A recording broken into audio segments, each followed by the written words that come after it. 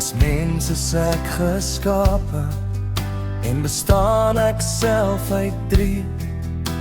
Die liggaam is my vlees, organe, been en vel. Dit is die uiterlik hier, die stukkie in die spieël.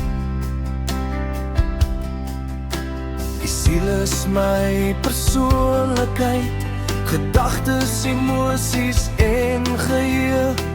Dit is die stukkie in myself wat my andersheid gee.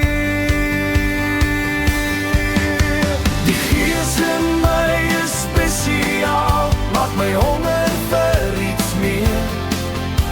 Dis hier waar daar 'n leemte is, 'n leegheid sonder keer. Die leegheid word te erg vir my, gevul moet ek dit kry.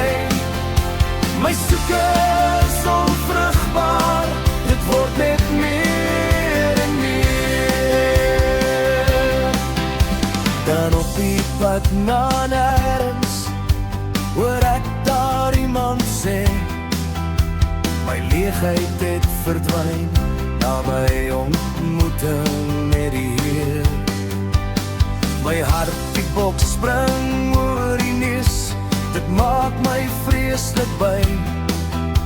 En net daar het ek bely om my gees vervul te kry.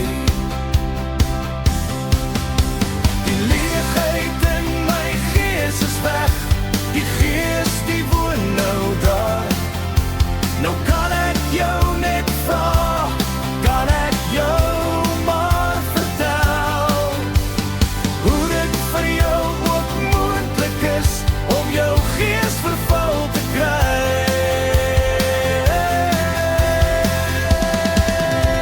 Die gees in my is spesiaal, maak my honger vir iets meer.